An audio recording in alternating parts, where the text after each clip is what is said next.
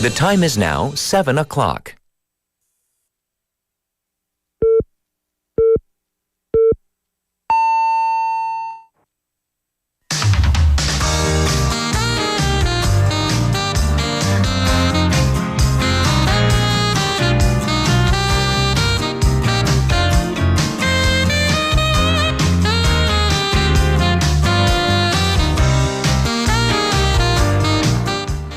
Cooking and eating, traveling, resting, or just scrolling on your phone. The holidays never are long enough, right? Well, today is the final day of the Chuseok holiday weekend, and it is definitely bittersweet, especially if you think about having to go back to work tomorrow morning. But things are even more precious because they have to eventually come to an end. So sit back, join us for our live program, and savor this very last day of the long Chuseok holiday. I'm Catherine. This is Morning Wave in Busan on Wednesday, September 18th on BEFM, 부산 영어 방송.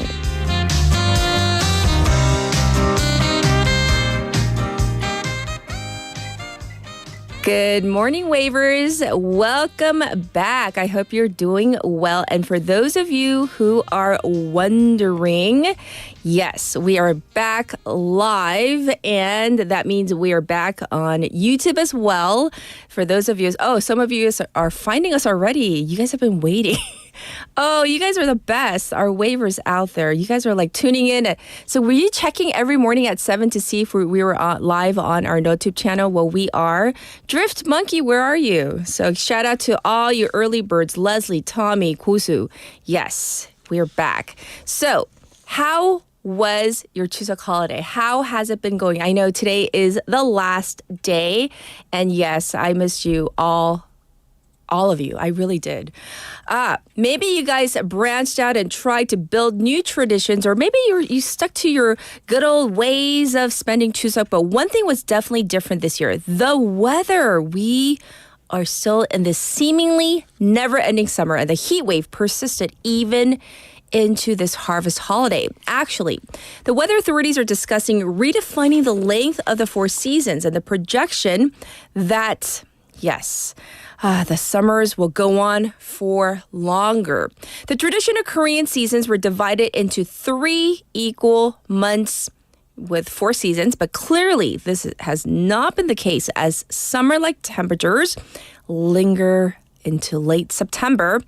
And by the way, if and when that happens, it will be the first time in 117 years that we might get a new definition of the 4 seasons. So this work of redefining the seasons is important to respond to the rainy season and then, of course, the non-rainy dry season and come up with better prevention measures for climate disasters like the heat waves and cold snaps. So, text topic time. I want to hear all about it. I want to get woggly with you. Give us your Chuseok highlights. Also, I want to know, be honest, which would you rather? Spend one more day with your family or go back to work? Be honest. I'll be honest with you too. 자, 여러분의 추석 연휴 하이라이트 어떻게 보냈는지 너무 궁금합니다. 그리고 선택의 시간, which would you rather? 나는 하루 더 가족과 보내고 싶다. versus 그냥 출근 해야 되겠다. 하고 싶다. So those are your 2 choices. You can let us know through our BFM live stream live chat on YouTube. So yes, we're live once again. So that means go to our YouTube channel, search for BEFM or 부산 영어 방송. And what do? You subscribe. You have to log in and you can chat away with our other wavers. Also, on your phone, pound 9050. It's going to cost you 100 won. You can reach me for free on our KakaoTalk channel, which means you do the same. Search for BFM, 부산 영어 방송. And the ways you can listen to us, 90.5, 103.3 FM on the radio dial. Like I said, on our YouTube channel in real time, you can watch again, listen to us at your leisure. Also, later on or through our Patbang app.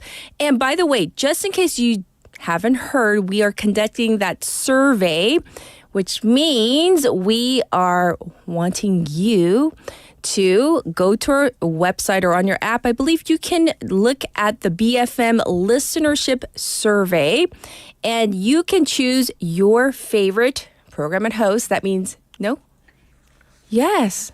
You have to. My producer says, no, you have to choose Morning Wave in Busan and me, Kat, the host, as your favorite.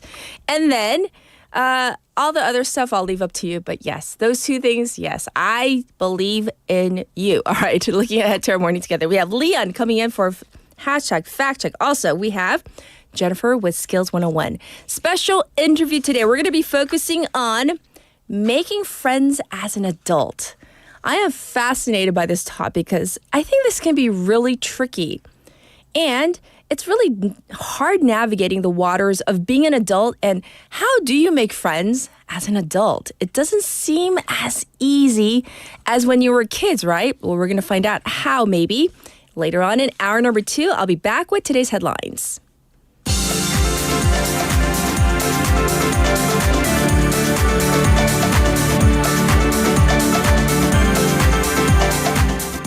It is now 7:06. These are today's headlines.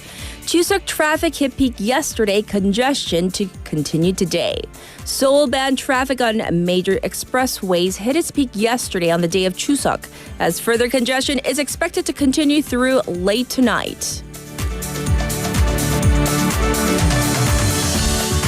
Sweltering heat and tropical night continues through Chuseok weekend. Bukgu district in Busan recorded 36.1 degrees Celsius yesterday, as most regions saw afternoon highs surpassing 30 degrees Celsius. Tropical nights continue for many parts of the country as well. North Korea to hold key meeting next month to revise constitution. North Korea will hold a key parliamentary meeting next month to mainly amend the country's constitution upon a call from its leader Kim Jong-un to define South Korea as its primary enemy.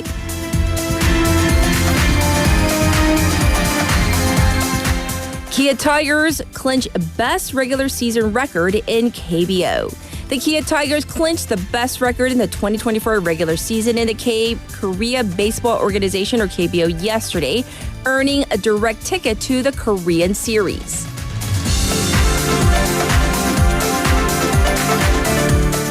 At least 11 killed and 4,000 injured in Lebanon explosions. At least 11 people, including children, have been killed and 4,000 injured after a series of handheld pagers used by Hezbollah exploded in Lebanon Tuesday, local time. And these are today's headlines.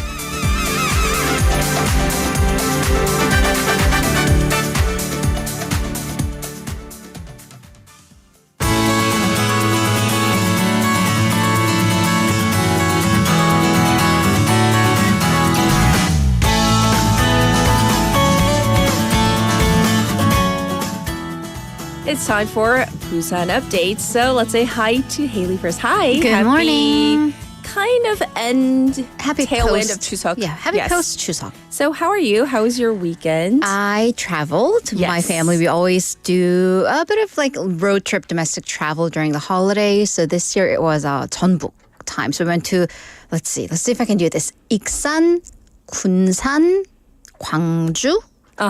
Pyeonsan, no, Pando, Pyeonsan Beach, and then to, where was it? Damyang. Oh. And back home last night. Yes. Yeah. Oh, you traveled a lot. We traveled a lot. We logged miles. And also my sister always drives during the holidays. Yes. So it's like her driving practice. So yeah. I was just chilling in the passenger seat. Lots were of you eating. chilling or were you kind of like, holding on to you? Oh, your I was seatbelt? backseat driving. The whole time. Yeah. So what was the highlight? Let's see. On the first day, Yes. what was it? Tuesday. What's today? I've lost Today's all Wednesday. sense of it. On Monday, my eyes automatically opened at 5:30 a.m. Yes. as we all did. I tried to go back to sleep, but I just couldn't, so I just went for a run. Oh. Yeah, so that day I think I logged like 23,000 steps. Yeah, and then lots of eating. Lots and lots and lots of eating. Yes, yes. So good. All right. We're going to dive into our first update. First, not good. There was this murder in Haeundae that happened at the beginning of the holiday weekend, right? Right. So investigation is still going on, but this is what we know so far. According to Haeundae police, a woman in her 60s was found dead this past Saturday morning at her apartment in Haeundae district. So she had stab wounds, and the police found what was likely the murder weapon, the knife, on the kitchen table. Her daughter is said to have been the one who found her mother dead. So the police are investigating the case, but they also received this report that the likely suspect may have thrown himself into the waters at Orukdo. So the police searched the area but didn't find anything or anyone. Yes. However, because that was just a tip, they're not entirely certain. So they are looking into the case with all possibilities open. What a terrible story to begin our morning with.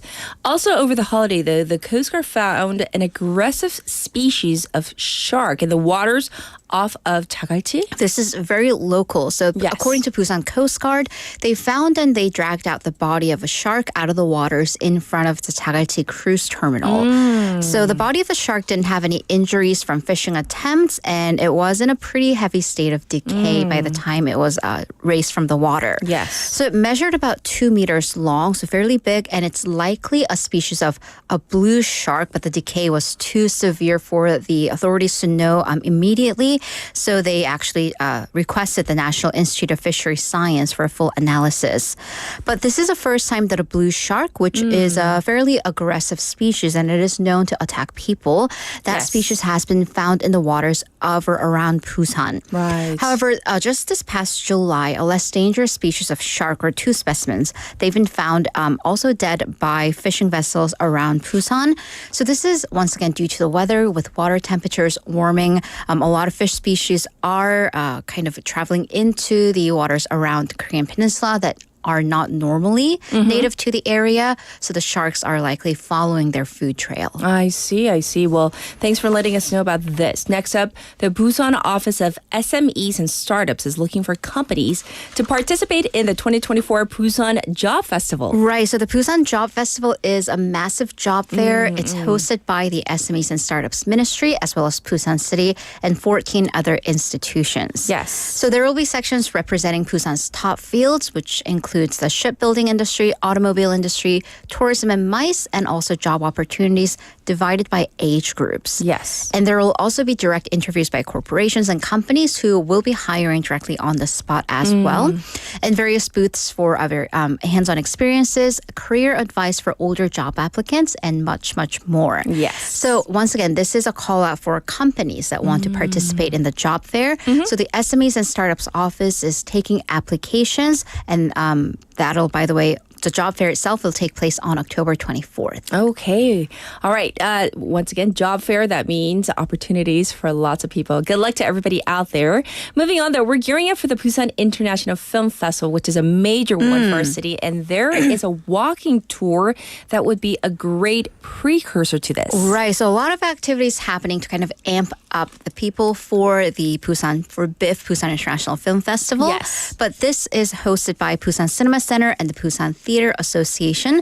They're running the Film and Drama Location Tour, and that goes on from September 26th, on September 26th and the 29th. Right. So the tour will take participants around the city to where various K-dramas and Korean films were filmed. Sure. So this includes film sites for Sam My Way, Fight for My Way, Wish, Param, and Friends, 친구, the classic. Right. So not only that, this isn't just like just a walking tour. There will also be live street performances from local actors that tie in to the films.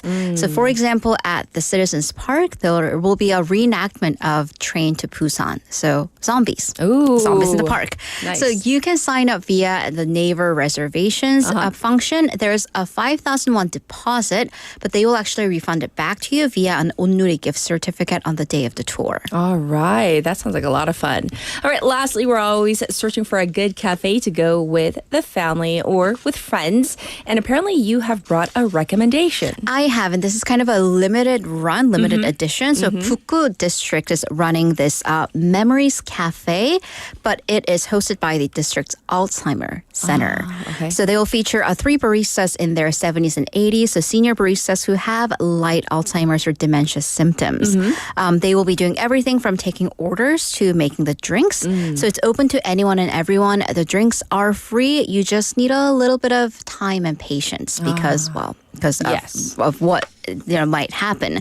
So the event seeks to raise awareness about Alzheimer's and dementia, also encourage the elderly to engage in social activities because loneliness, as we've discussed via various experts, it does have not only physical but an impact on your brain function as well, so on your cognitive abilities. By the way, there will be a testing and screening for Alzheimer's and dementia, along with tests for blood pressure and blood sugar levels as well. So you might want to check that out. This will be on September 25th at Kumpit Gongwon, the park in Pukgu, and on the 27th at Uri Gongwon. What a great idea, though. Yeah. I love this. Well, thank you for all the updates, Haley. Now back to you, the waivers. So, by the way, for joining us right now, welcome back. It's all about Chuseok highlights. So give us what the highlight of your Chuseok holiday has been thus far. Also this, which would you rather, spend one more day with the family or would you rather just go back to work? That's what we're talking about. And here is your weather and traffic.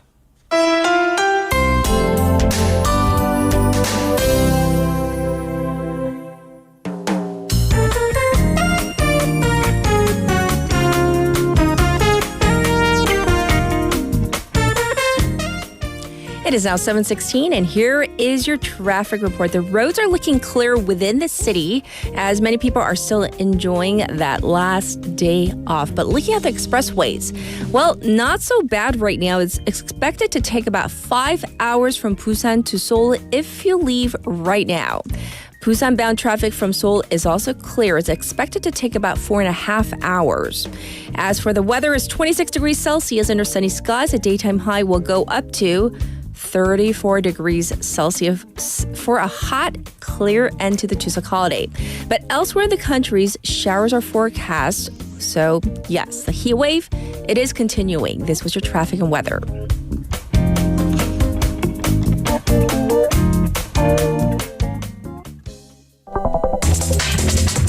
Are you an early bird? Are you up to date on the news? Are you a trendsetter? For all of the biggest issues from Busan to the world and useful information you need, right here on Morning Wave in Busan.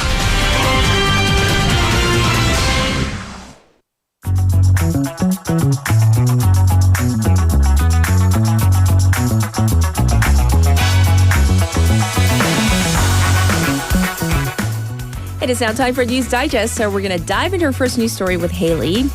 First, one of the biggest concerns going into the holiday was that there would be a problem, an issue with hospitals, with the emergency rooms. So, Haley, how did the ERs fare this holiday weekend? Right. So the government says that things were fairly stable, but there were still several cases of patients being bounced around to different ERs or not being able to find hospitals.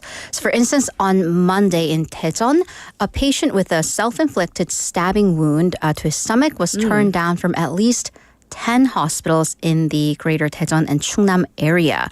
And he was finally admitted 4 hours and 10 minutes after the incident.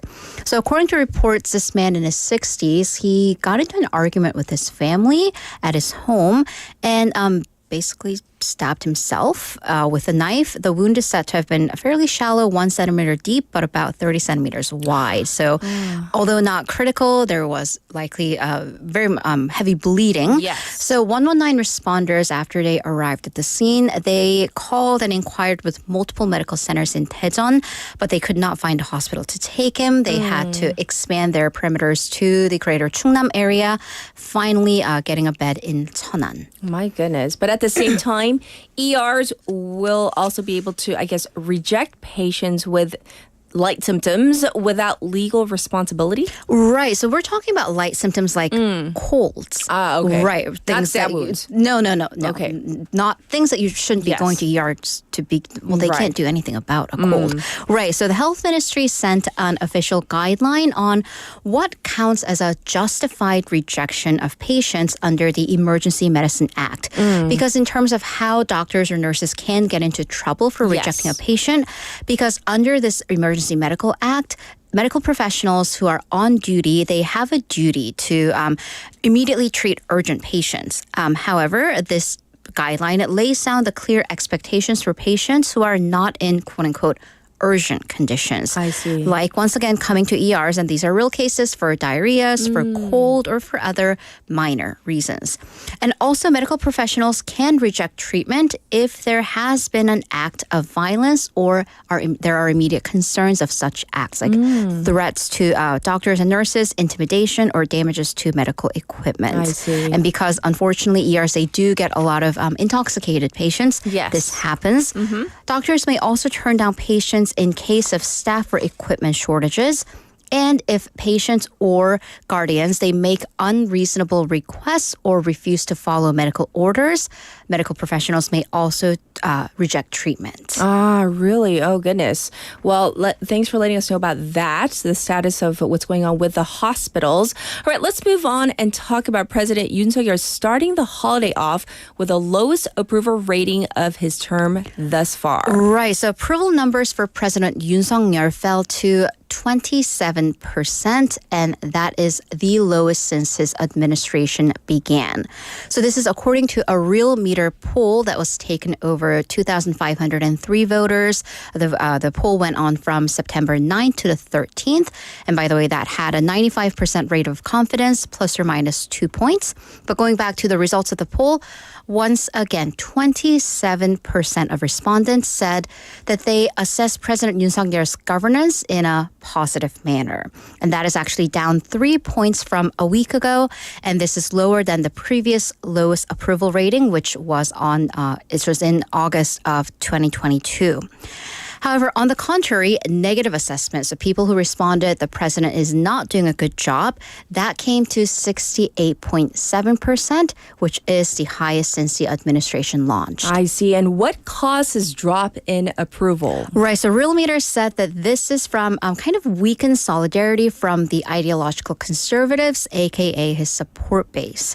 So the opposition, they've been continuing this attack over accusations involving the First Lady, not only the luxury bag scandal, but the Deutsche Motor scandal as well. Sure. As well as the special counsel for the death of a Marine corporal. But at the same time, so that is kind of with those who do lean towards the left side of the spectrum. However, for Yes. those moderates and even his support base, well, this was Chuseok, but high prices during the holidays. Yes. And this is despite the government continuously insisting that demand is recovering and prices are stabilizing.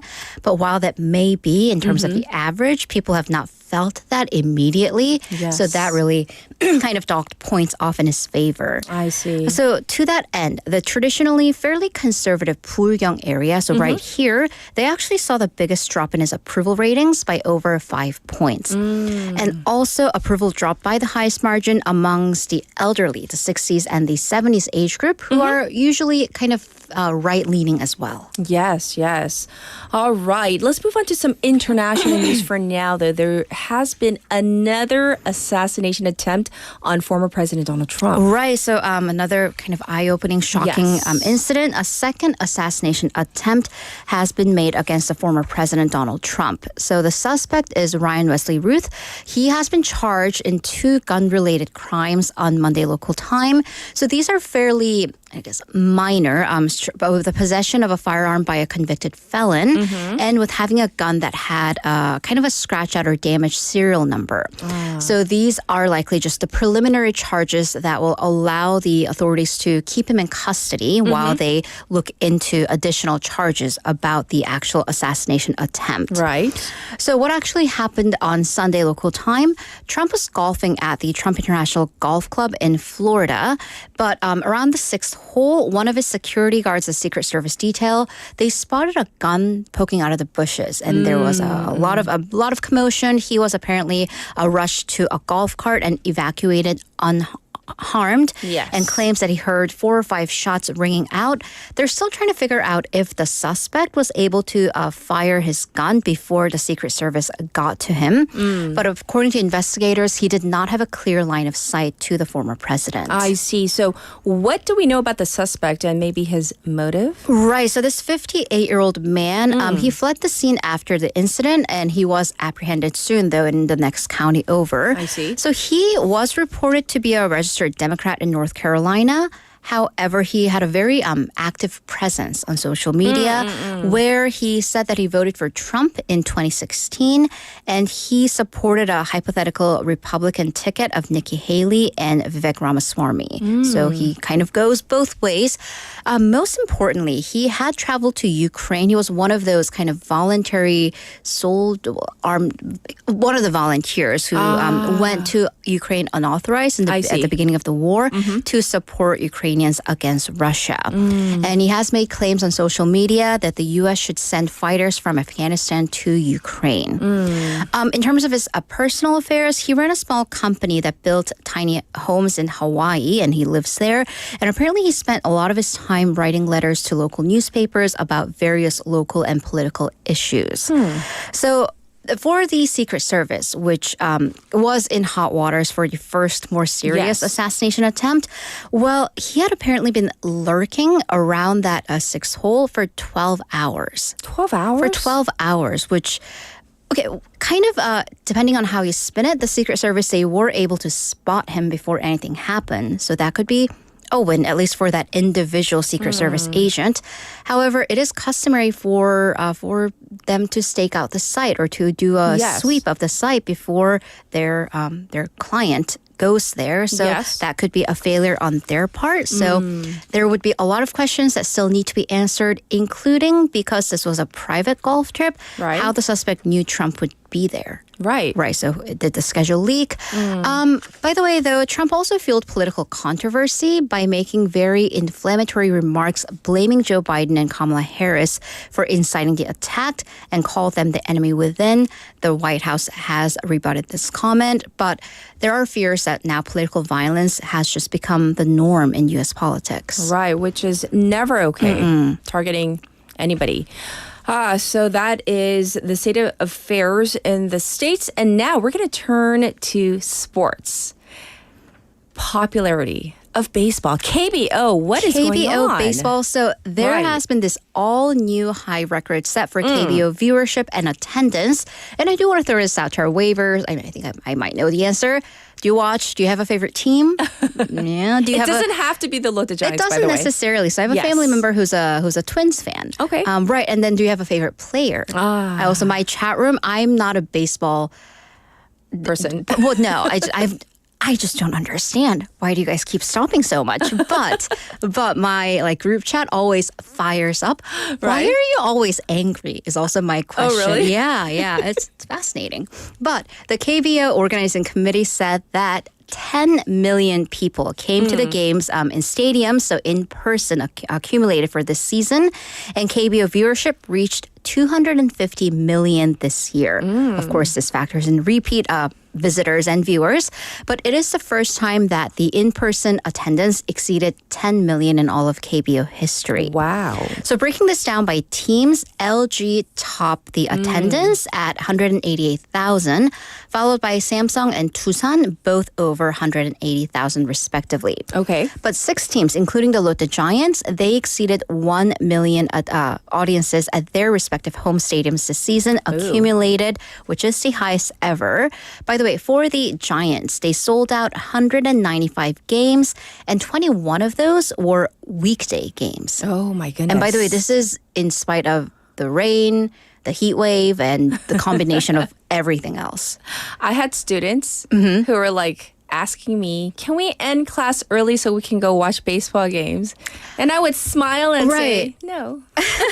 And just Well, and then go here's to also the the end. thing. I think Yes. with increased viewership, I mean, we've always had a stable baseball followership, but a lot of young people, especially like your students' age Yes. and young women, Uh-huh. have become fans of baseball as well. That's the on thing. social media. Because Young님 says 남자들이 공놀이에 얼마나 진지한데 근데 남자들이 아니에요. 남자들만 아니에요. 아니에요. Right, right. There's so many female fans these days. Yeah. Because like the student that asked me, can we cut class early? Mm-hmm. Right. There were 3 female students that came to Yeah, ask. exactly. So and it's they were kind like of a decked new out in the thing, Lotte right? Giants gear. Yeah, I was like, that's yeah. so cute, but no, we can't cut And then I class think early. also a lot of the Yes. I think all the teams now have Right. YouTube channels, so they Right. do a lot of outreach as well. So yeah, it's great. Yes, yes. Well, thanks for all the news. We'll check in with you in hour number 2. Thank you, Haley. See you in a bit. All right, we need a pick-me-upper on this Wednesday that kind of feels like a Monday, wishing it was a Friday. This is YMCA by the Village People.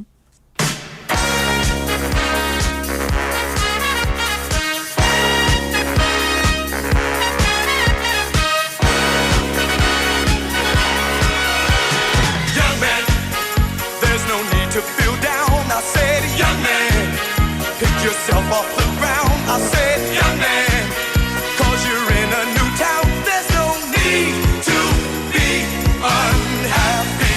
Young man, there's a place you can go.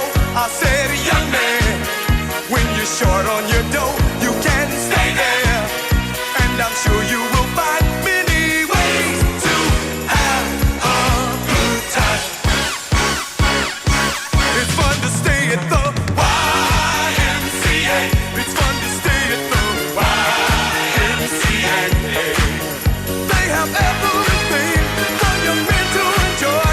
You can hang out with all the boys. It's fun to stay at the YMCA. It's fun to stay at the YMCA. You can get yourself clean. You can have a good meal. You can do whatever you feel. Young man, are you listening to me? I said, young man, what do you wanna be? I said, young man, you can make real your dreams, but you've got to know this one thing. No man does it all by himself. I said, young man, put your pride on the shelf and just go there to the YMCA. I'm sure they can help you today. It's fun to stay at the YMCA. It's fun to stay at the YMCA. They have everything for young men to enjoy. You can hang out with all the boys. It's fun to stay at the YMCA. It's fun to stay at the YMCA. You can get yourself clean. You can have a good meal. You can do whatever you feel. Young man, I was once in your shoes. I said I was down and out with the blues. I felt no man cared if I were alive. I felt the whole world was so tired. That's when someone came up to me and said, young man, take a walk up the street. It's a place there called the YMCA. They can start you back on your way. It's fun to stay at the YMCA. It's fun to stay at the YMCA. They have everything for your men to enjoy. You can hang out with all the boys.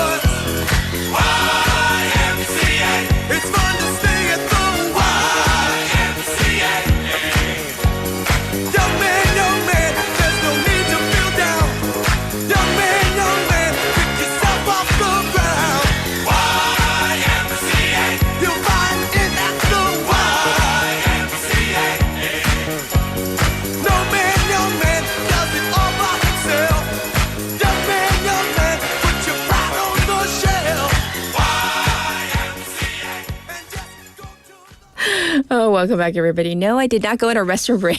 I had to find a misplaced file for Cat's Pick, so it's coming up real soon. But anyhow, welcome back from your Chuseok holiday. I know some of you are still the lucky ones lounging around at home or wherever you are right now. Maybe you're driving back home.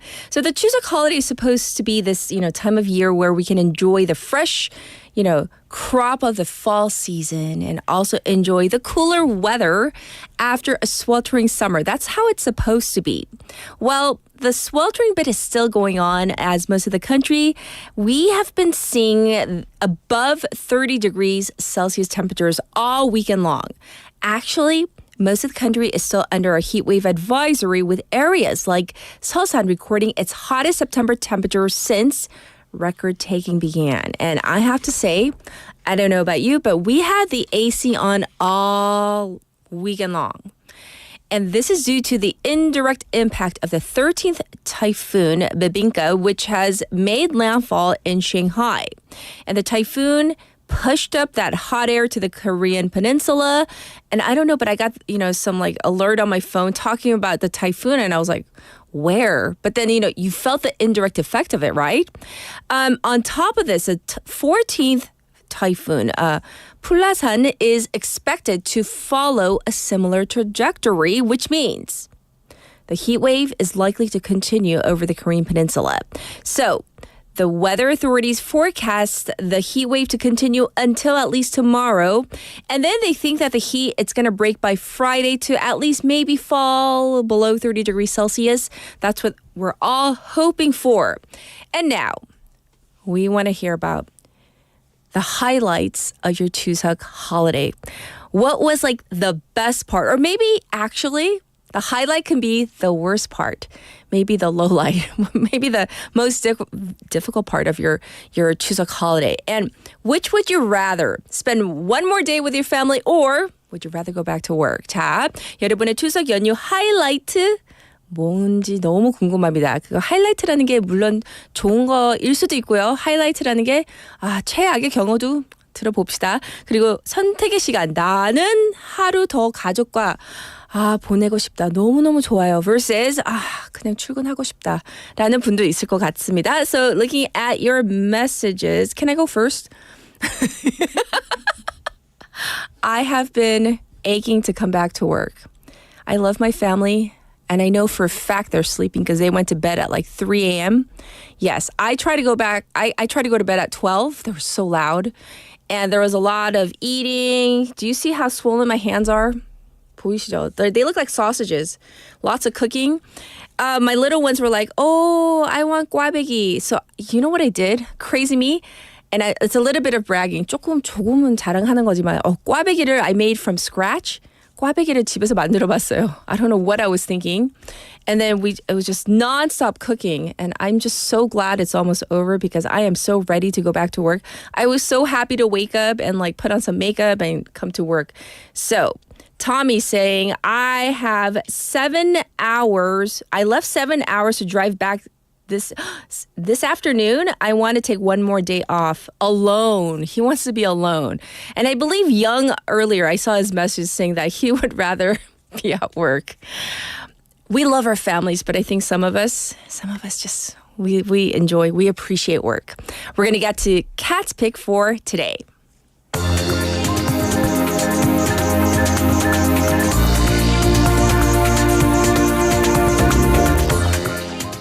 For today's Cat's Pick, I wanted to highlight a sheriff in Florida. I know sometimes we get some absurd stories from Florida, but I think this sheriff, he's doing something right. So let's listen to the story. The thing is, in Florida right now, there is this weird thing going on where these teenagers are actually threatening to shoot up schools. Here's a clip from ABC News and KTLA.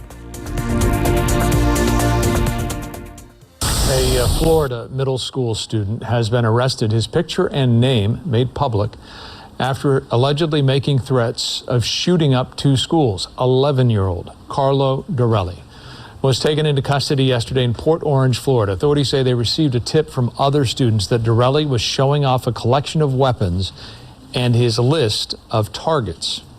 Responding to the threat, sheriff's deputies searched his home and found airsoft rifles, swords, knives, and throwing stars. Volusia County Sheriff Mike Chitwood says he's fed up with school shooting threats, and he planned to make an example of kids who break the law. Since parents, you don't want to raise your kids, I'm going to start raising them. Every time we make an arrest, your kid's photo is going to be put out there. And if I could do it, I'm going to perp walk your kid so that everybody can see what your kid's up to. School threats on the rise across the state. Now, one Florida sheriff is making a stern warning to kids and their parents. In Broward County, 9 students have been arrested for making violent threats to schools since August. This Florida sheriff today very candid and direct, to say the least, about this ongoing problem. And this is a problem we're seeing here in South Florida as well. You think it's a joke? You're going to find your in handcuffs? Volusia County Sheriff Mike Chitwood not holding back Friday, warning parents and students alike about making threats against schools. For the little bastards out there to think this is funny, ha ha ha, I'm going to get on social media, you ain't that smart. Let me tell you, you ain't that smart. You're getting caught. It's a growing problem in Volusia and around the state. Chitwood says his office has received 207 tips about threats to schools already this school year. In South Florida, a similar problem. On Wednesday, Sheriff Gregory Toney and Superintendent Dr. Howard Hepburn announced the arrest of 9 students for posting online threats. If you did an assessment on every time one of these pranks happen, we're probably burning up about $50,000, $60,000 just for that operation. Go talk to the families who have lost a loved one in a school shooting. These little knuckleheads think it's funny. Go talk to those parents. Every time we make an arrest, your kid's photo is going to be put out there. So what do you think about this whole idea? Because I know in Korea, everything is pixelated. At least in Florida, they passed a law where they can actually show the minor's face. And he is threatening to actually do the perp walk, where they show the minor's face if they get arrested. And the thing is, they've been getting so many of these, some of them are prank calls, threatening to shoot up schools. This is not a laughing matter. So anyhow, I wanted to highlight this because it's so serious. And I kind of like this sheriff's tough stance, though. Parents, do some parenting. This was your Cat's Pick for today.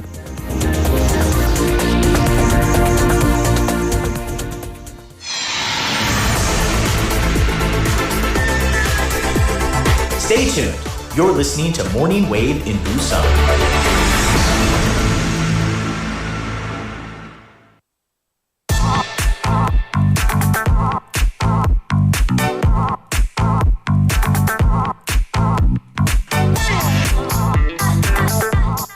It is now time for Leon and #Backcheck. How are you? Hello, how are you? How was your Chuseok?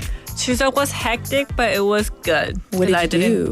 I did not go out of town. I was here because both my family side of the family came to Busan, and my husband's side of the family came to Busan. Yeah, so I was just busy going to their house, going to my mom's house, my in-laws' house. But they're all like 10 minutes a drive. Oh, that's so doable. And we saw the traffic conditions in Haeundae, which was all red all throughout the past 3 days. We're like, let's just like not go anywhere, but just like walk around. Yeah, so we just walk to restaurants or like walk to the beach. Nice. So we're happy, relaxing. Oh, good for you. Yeah. Good.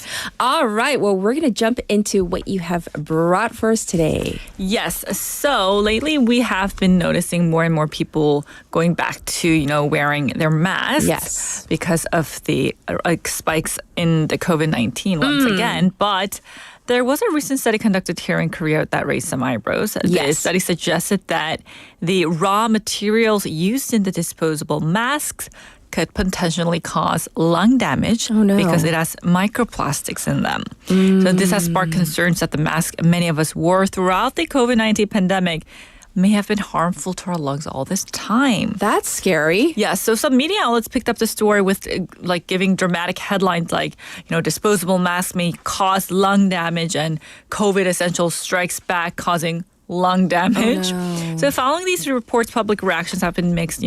People have been wondering, how can the same media outlets that have been telling us that we have to wear the mask are now telling us they might have been dangerous to our bodies all this time? Okay, so we need you to fact check this for Yes. us, right? So let's fact check. Kid wearing masks, the disposable mask, can they cause lung damage through its microplastics? Oh, this is worrisome. This is worrisome. Because I remember back in the day, like we were like clamoring for the masks. I Yes. even made the darn masks with my sewing machine. Right. Because at a time when like there weren't enough masks in the beginning, remember? Oh, okay. You did that because there weren't enough masks. In the very beginning of the Okay, pandemic, okay. like we remember that we had like those apps where like we were trying to find where were these darn masks, running right? through the pharmacy. Pharmacies, right. And they And were then just the pharmacy people were so tired of being asked. Like "Oh, we don't have it. And then they had the signs like Yes. on the in They're the like, window saying no come at- masks. And they come at Come back- 7 a.m. right. Tuesday morning or something like that. Right. Okay. Oh, so we lived those times. So could we have been breathing in harmful microplastics Yes. all the time? All that time? Oh no. Well, the key point here is that the danger is not in wearing the mask themselves, but in what happens after they're discarded. Oh, really? So the concern arises Okay. from microplastics, right? Which are tiny fragments of plastic that form. Okay. And they only form as the mask break down over time. But when you wear a mask on a regular basis, you're not inhaling microplastics. Oh, okay. Everybody breathe a sigh of relief. Breathe through your mask if you're wearing oh my one. gosh. Okay, okay. In fact, it's actually safer to wear masks that have passed its performance testing. Yes. They do also block viruses, and they do offer protection from airborne microplastics and other pollutants that might damage our lungs. Okay, so you just like saved us a lot of grief and like gray hair because like oh my gosh. Yes, the we can thought of safely that. Okay, breathe yes. through the mask. okay. So now the microplastics eventually break down into even smaller particles called nanoplastics. They do that through this physical process called photooxidation, which occurs when plastics absorb light. There's the weathering effect and the UV radiation as well. Sure. These particles can become as small as 1 micrometer or even smaller. Okay. So according to Lee Gyu-hong, who's the head of the Korea Research Center for Inhalation Toxicity, the microplastics that we inhale are typically 10 micrometers or smaller. So once it's broken down, these masks, it is true that they do create lots and lots of dangerously small microplastics that are harmful to the body when inhaled. But once again, this process of breaking down takes time. Right. It requires physical forces, like I mentioned. And, masks only begin to degrade into these microplastics after being exposed to these conditions for years, sometimes even decades. Sure. Yes, yes. So what you're saying is it's kind of like impossible for the microplastics to form just from wearing a mask for like a day or two, like, due to Yes. accommodate everyday things like wind or pressure Right. or friction, right? That's correct. Oh, thank goodness. Because I was just wearing them. Yesterday I ran out of an ingredient. I was looking for turmeric, which is 상황 in Korean. Yes, it's goes in 상황. 상황 상황. for curry and stuff, right? It was I was trying to make panseo yesterday and I didn't have that. So I went to 4 different marts that were open. I finally went and I had to wear the mask because I had no makeup on. And then now I was like, all the time that you were talking about the mask, I was thinking, was I inhaling microplastics as I was running around and like asking No, everybody, but- do you have kwangwang? But people do say, it is better to wear the cotton ones because cotton they ones. are very safe from the dust and especially if you're using old masks. Okay. But anywho, Yes. so it's as Lee explained, the process of them becoming into microplastic, they take years to decades. And studies on the aging of plastics show that under extreme conditions and laboratory test setting, Yes. it still takes 6 months. So given that, again, everyday life does not expose masks to such extreme conditions, it is safe to say that this kind of degradation is highly unlikely during our normal daily use. But what is of concern, though, as we were talking about this, is again the amount of microplastics that we will be left behind when all those masks that we've used throughout the past 3 to 4 years start to decay, considering, the huge amounts. The mountains and mounds of masks, right? Right. We were all talking about how, it's so good to see the factories not running, and so the less of the 미세먼지, microdust, but then microplastics from our disposable masks, equally harmful or even more for our environment. So really, really bad for environment. So I hear we're going to discuss masks more. You have more info, right? Yes, shortly. Since we are on the topic of masks, let me ask you this. Do you have a stash of unused masks at your home? I do. And do you check how old they are? Do you check the expiration dates on them? I don't. I'll be honest. Did you ever know that they have expiration dates? No, I didn't. Catherine. No, I did not know either, actually. Okay, so I'm not the only one. You're not the only one. So I want to talk about how this question, because this made me wonder, what about, do they have expiration dates, though? Let's ask for waivers, too. Yeah. Waiver 여러분, do you have boxes of masks? Do you check, is there an expiration date? Do you check the expiration date? Right. The date stamped on it, is it the 제조. date? 제조, the date of manufacturing, right? So as I was doing this research, I looked through my cabinet and I looked at my masks. And what did they say? What did it say? So, the KF-rated masks, they have both the manufacture date and also the expiration date. Oh, nice. The non-KF-rated masks have nothing.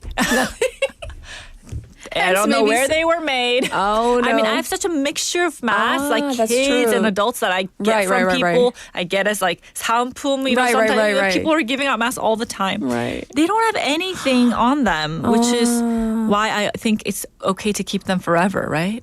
So apparently not. Let's get to I'm scared now. This question. So it's important, again, to understand there are different types of masks. There's a KF, 94, the KF, 82. They're technically called the respiratory protective devices. Yes. These masks typically have a shelf life of 3 years. 3 years. 3 years. Okay. So because to be sold as a respiratory protective device, these masks must pass a rigorous safety test by the Ministry of Food and Drug Safety. And the 3-year expiration date signifies that the ministry has determined the masks will maintain their protective quality for that duration. Oh, so if the expiration date has passed. Yes. Does that mean that the mask, we need to throw it out, it's less effective? What do we need to do? Well, according to an official from the KFDA, while there isn't specific experimental data on the effectiveness of masks after their expiration date, they advise against using them. Once expiration date has passed, masks are not permitted to be displayed, stored, or even sold. Hence, you shouldn't put it on your face. Hence, they just do not recommend it. So if you've had masks sitting around for a while, it's a good idea to kind of check their expiration date before using them. However, in a pinch, it is still better to wear an expired mask than no mask at all. The U.S. Food and Drug Administration states that masks that have exceeded their expiration date may still provide some level of protection, not as much as before, though, but still better than nothing. That's what they're saying. So, more importantly, real quick, I want to squeeze this in. What about the masks that don't have the expiration dates? Because I know we all have some. Right. So I did my research. I kept searching what the answer is to this question. Right. The thing is that there have been no studies done to see what the masks, how they're effective or not. Okay. Just health authorities just kind of recommend people wear the KF-rated mask anyway. So because those without expiration dates might not provide the same level of security that KF level masks do. So I do not have a clear answer there, but if you're iffy about your mask, how protective they are for Sure. your lungs. And if you have like 기저질환, or what do you call that in English? Any type of respiratory, I just illness, recommend, keeping with the KF rated mask and throw them out after 3 years to, ensure their maximum quality. Yes, and we have a 토리님 who says, 그럼요, 저는 체크해서 오래된 거 먼저 써요. So this person says that she definitely checks the date on her masks and uses the older ones first. Right. Because they expire first, obviously. Yes, that's a smart move. Good for you, Tori. Touche. All right.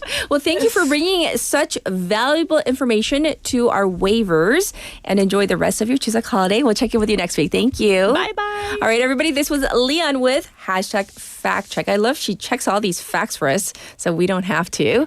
And we're going to get to our final song for hour number 1. Here it is. This is Jungle by Channabi. Enjoy. I'll be back at 8.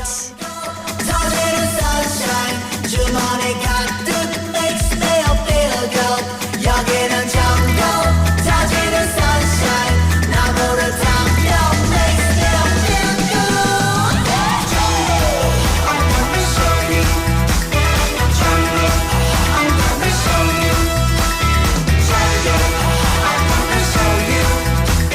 Jungle, jungle. I know, 보기와는 달리 난 도시 사람 아니에요. jungle 그곳이 내 고향입니다. 내가 나왔다. Baby 난 타졌다. Get away, get away. jungle 여기는 jungle 터지는 sunshine 지만이 가득 makes me feel good. 여기는 jungle 터지는 sunshine 나무를 타며 makes me feel good. Jungle, I'm gonna show you. Jungle, I'm gonna show you. Jungle, I'm gonna show you. Jungle. 보기와는 달리 jungle 숲은 위험해요. 낮에 비가 내릴 때도 있고요.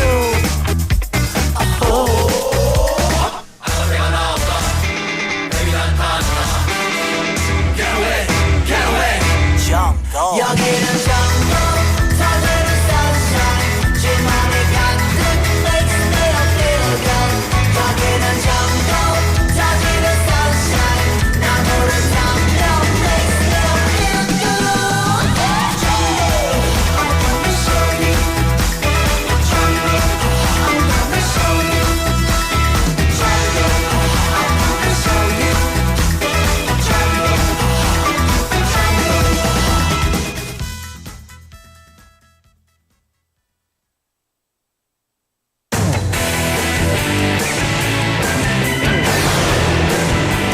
Your Bridge to the World.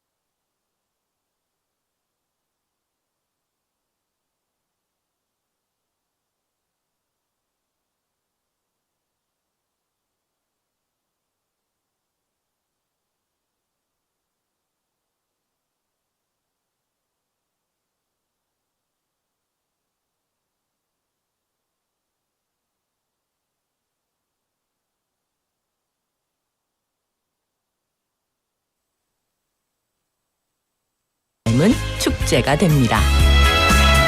축제로 하나 되는 부산. 여러분은 어떤 축제를 기다리시나요? 이 캠페인은 대선공익재단과 BFM 부산 영어방송이 함께합니다.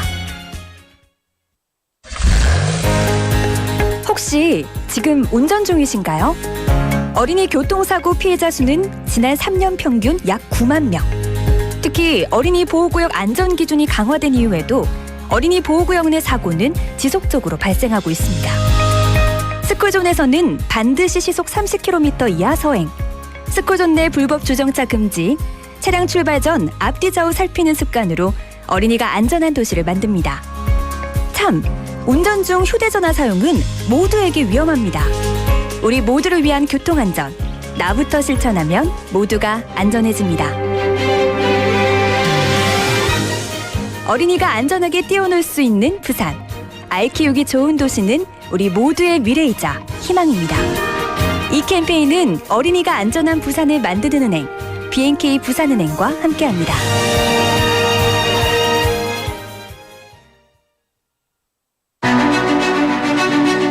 부산 글로벌 도시재단 대표이사 전용우입니다. 부산은 물류, 금융, 영상, 관광, 첨단 산업 등 핵심 분야에서 또 한 번의 도약을 준비하고 있습니다.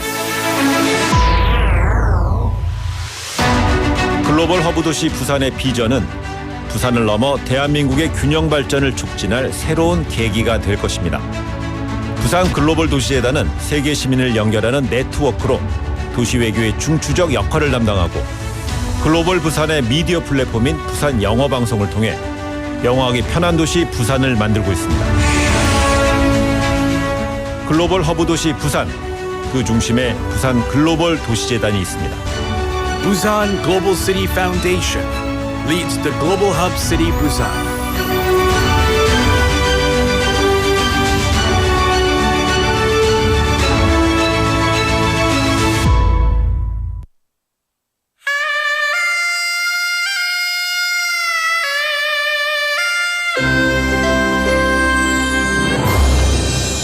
The time is now 8 o'clock.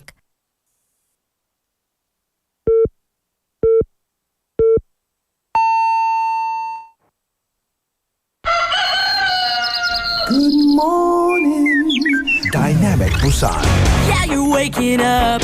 Time to shake it up. Tell the world good morning and find out what's going on. Well, hi there, folks. There's everything from comedy to lively chat to music. Broadcasting from a room about the size of your closet. All calls are recorded. What show is this? Live from Korea's dynamic city, this is Morning Wave in Busan. I'm sorry, who'd you say you were?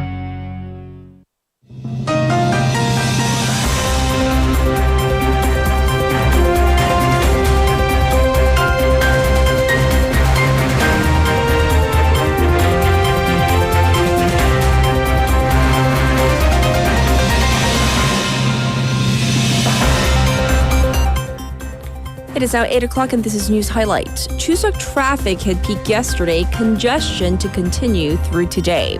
Seoul-bound traffic on major expressways hit its peak yesterday on the day of Chuseok as further congestion is expected to continue through late tonight. The Korea Expressway Corporation or KEC estimates that around 6.69 million vehicles were on the road yesterday, including 490,000 traveling from the capital region to the provinces and 510,000 traveling from the provinces to the capital area. Some 5.84 million cars are expected to be on the road today, with congestion concentrated in provincial areas to the capital.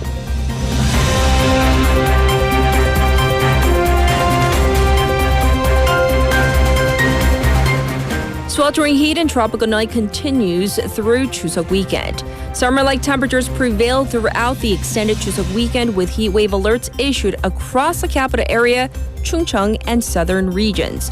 Bukgu district in Busan recorded 36.1 degrees Celsius yesterday, as most regions saw afternoon highs surpassing 30 degrees.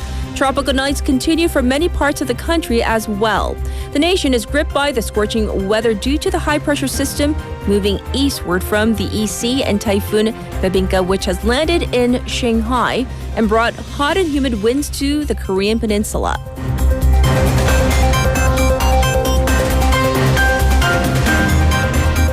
North Korea to hold key meeting next month to revise constitution.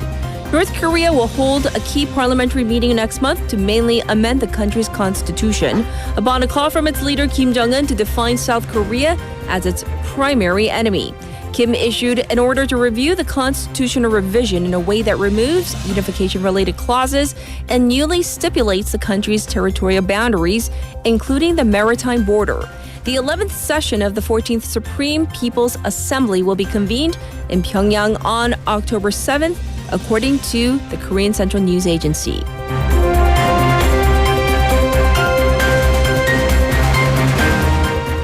Kia Tigers clinch best season record in KBO. The Kia Tigers clinched the best record in the 2024 regular season in the Korea Baseball Organization, or KBO, yesterday, earning a direct ticket to the Korean Series. The Tigers locked down the top spot despite losing to the SSG Landers 2-0, as second-place Samsung Lions lost their game against the Doosan Bears 8-4. The Tigers are a perfect 11 for 11 in the Korean Series so far. No KBO club has won more championships. At least 9 killed and around 3,000 injured in Lebanon explosions. At least 9 people, including children, have been killed and about 3,000 injured after a series of handheld pagers used by Hezbollah exploded in Lebanon Tuesday local time. Hezbollah blames Israel for the attack and vowed retaliation. The detonation of the pagers was the biggest security breach for the group. Israel has not made an immediate comment on the blasts. The attack followed months of targeted assassinations by Israel against senior Hezbollah leaders, and as U.S. officials have been trying to de-escalate tensions between the two sides. This was News Highlights.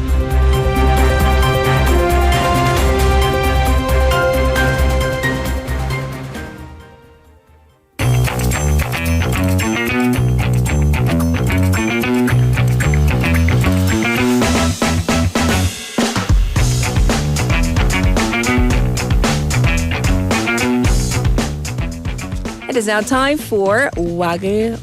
Haley's back. Hello again. Yes. So, obviously it was Chuseok, so many people went to Seongmyo tending to their family grave sites. But, imagine going to your family plot and then finding the tomb gone. This actually happened to somebody? Right. So we had a full-out exhumation, unauthorized exhuma pamyo situation. So Cheongju Regional Court over last week, they found a 61-year-old man guilty of having exhumed someone else's tomb, of course someone else's family's tomb, yes, and sentenced him to 2 years of probation. So this actually happened back in 2020. So he apparently exhumed this grave located in Sejong City, thinking that it belonged to his ancestor. And then of course he had the rights to exhume or do and property rights to the ancestor's tomb. But turns out this tomb in question was the great-grandfather of another person. Who then proceeded to file a criminal complaint against the person who exhumed his great-grandfather's tomb. So the 61-year-old man apparently exhumed the tomb and developed that particular area for farming. Farming. So they cleared the land for, Okay. So the judge said, number one, there wasn't intent, or more importantly, malintent in digging out that grave. But the plaintiff, number one, did not take any action to check whom the grave belonged to. Also, he cremated the remains, so they're gone. And that caused irreparable damage to the actual family of the deceased. And the court actually, more importantly, did not see any evidence of the plaintiff taking the necessary steps to respect the remains, be it via a religious ceremony or a traditional, more of a customary ceremony, which led to this guilty verdict. Because irrespective of what you believe, religious or otherwise, I mean, this is like sacred. Right. Yeah, this is someone else's, family's remains. But exactly. Okay. So many of you are or maybe were stuck in traffic at some point this weekend, maybe even today, right?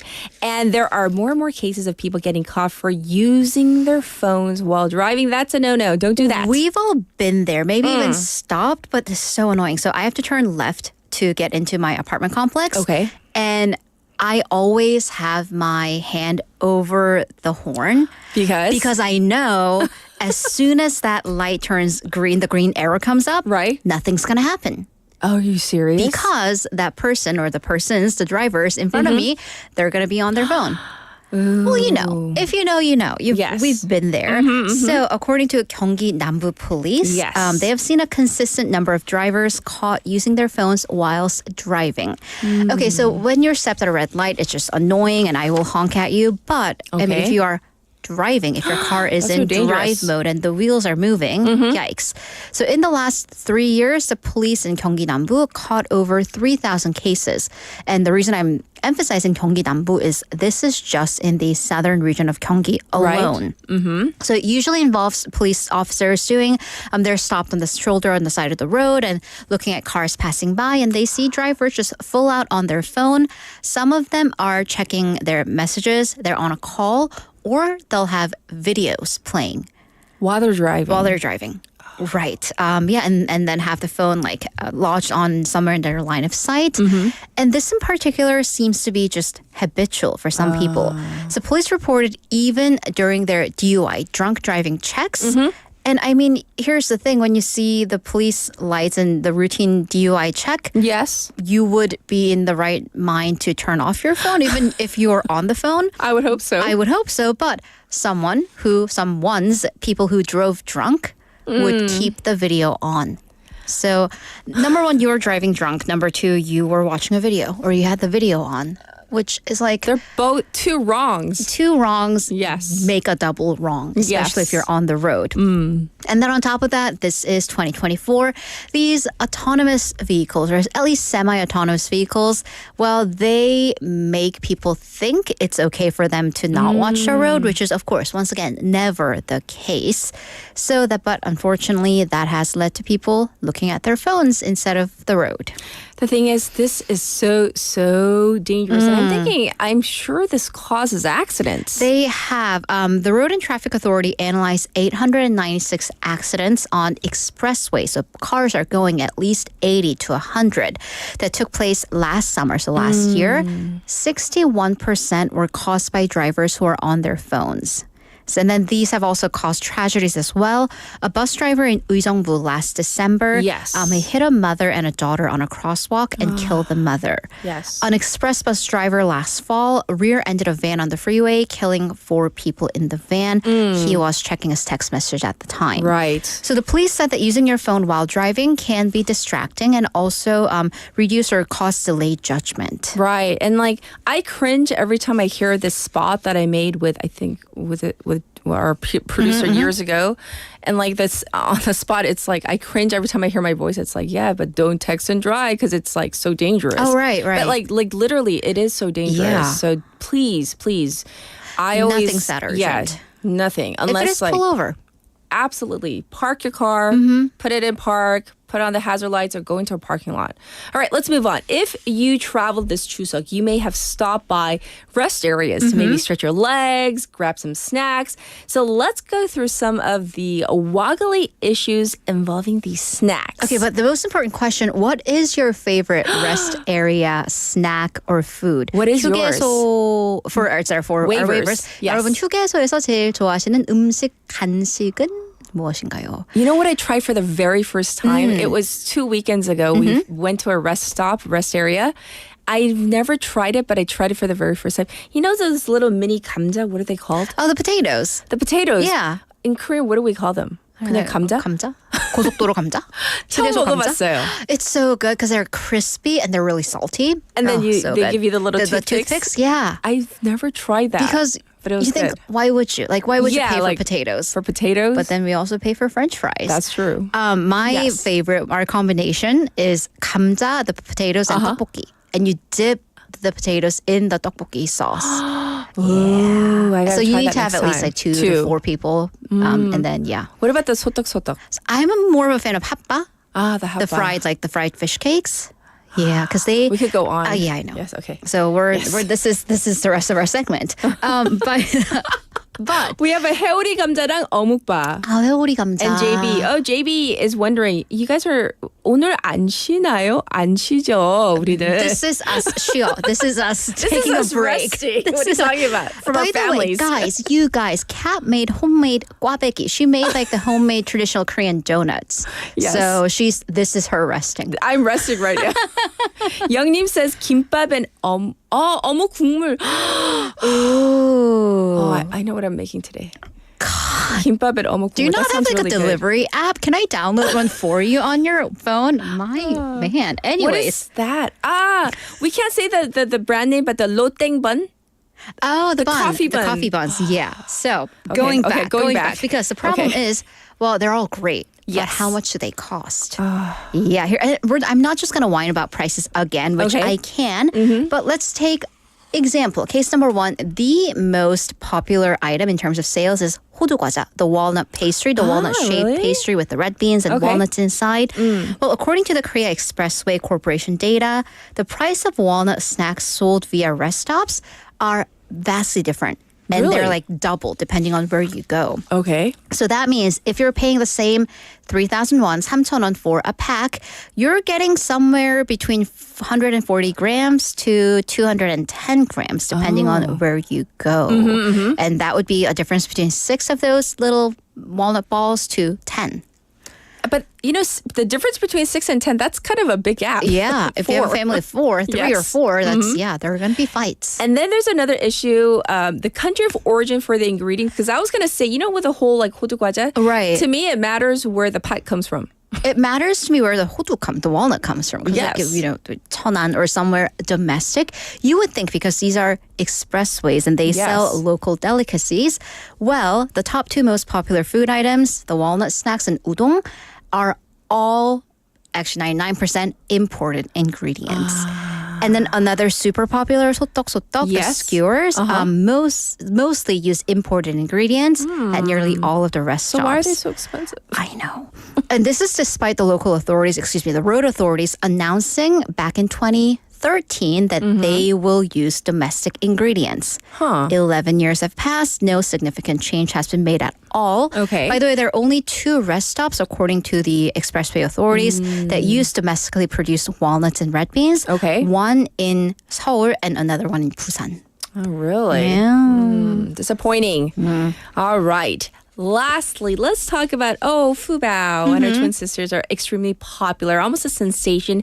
However, similar case involving a baby hippo in Thailand. Right, so we're talking about the baby hippo Mudeng. The pygmy hippopotamus is basically Thailand's Fubao. Yes. Right, so the hippo has become an internet sensation.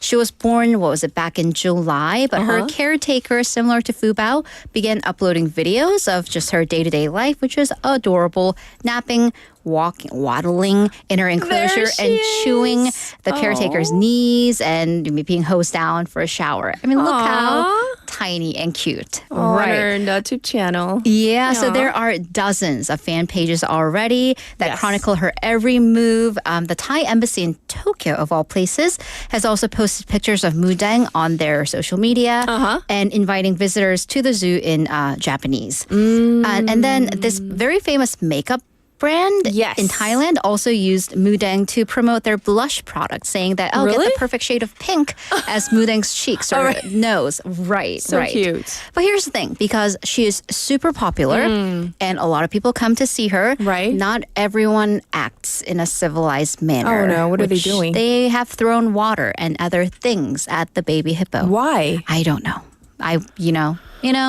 And the zoo's director has rightfully threatened legal action for this.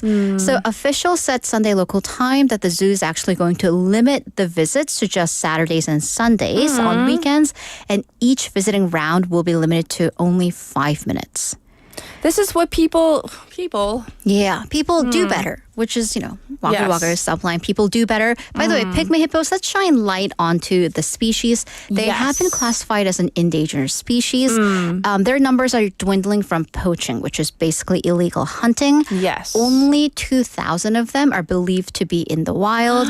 Yeah, so we just, rare. respect and love the animals, respect, any life. Yes. Don't throw stuff and knock on cages or knock on glass of zoos, all that. Yes. Well, karma, they say, is a thing. Yeah. So let's not do that.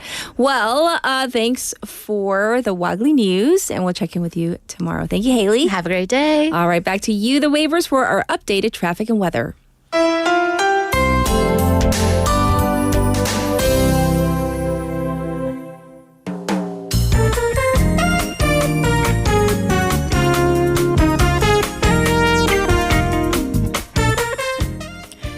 It's time for your traffic report. The roads are clear within our city, so it does seem that many of you are still enjoying your last day off. But looking at the expressways, they're still fairly looking okay this early on. It's expected to take 5 hours and 20 minutes if you're going from Busan to Seoul, but that is if you leave right now. The traffic will be heaviest around midday, with Busan to Seoul expected to take over 7 hours. From Seoul to Busan, it will take about 5.5 hours. As for the weather, it's 22 degrees. It's going to go up to 34 degrees. Another hot one today to end our Chuseok holiday. Across other parts of the country, showers are forecast. So the heat wave, it's going to continue with a little bit of showers coming your way if you're not in the Busan area. This was your traffic and weather.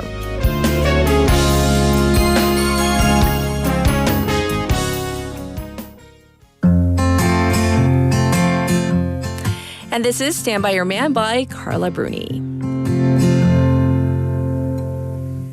Sometimes it's hard to be a woman, giving all your love to just one man. You have the bad times, and here I have the good times, doing things that you don't understand.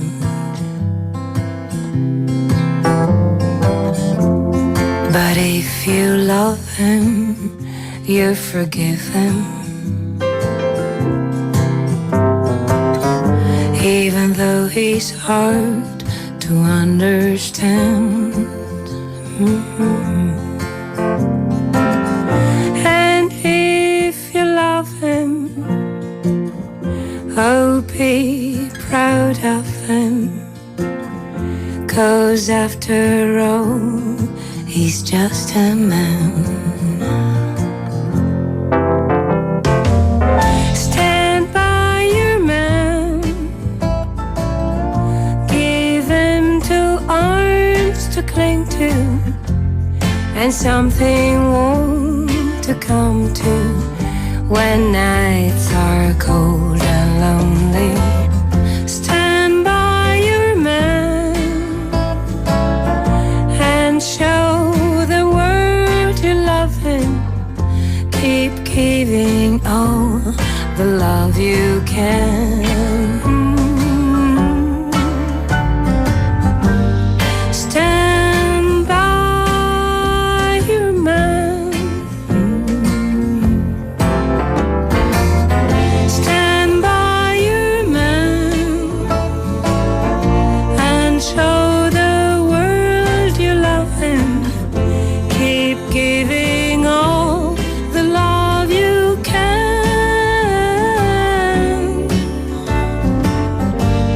Stand by your man.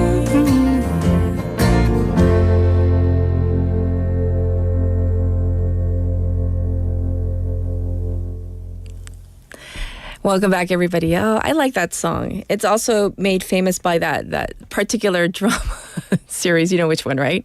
With Chung Hae-in. Anyhow, welcome back, everybody. We're talking about Chuseok, kind of reliving the best moments, the highlights. It seems like everybody had a pretty good Chuseok. I don't see too much complaining. And I don't know. Umberto obviously did not celebrate Chuseok, but he says, in my opinion, I will go to work right away because my wife will put me to work at home with the never-ending honey to-do list. I rarely compliment my roommate. I always kind of throw him under the bus for humor's sake, for the show's sake. But I do want to give a shout out to my roommate this past weekend.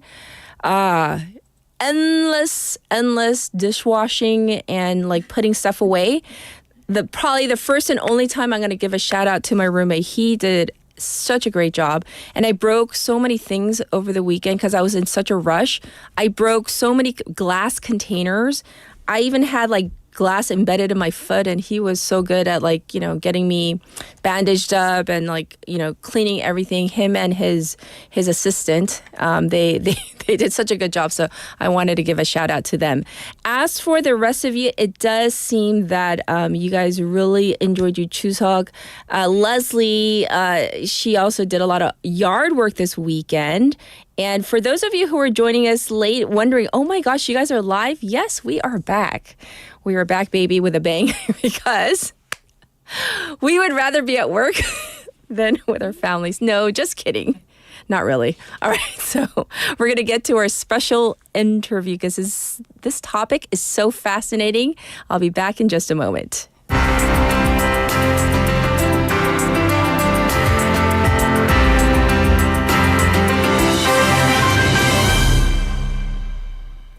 For today's special interview, we're tackling a subject, to me, I find it so fascinating. Making friends as an adult.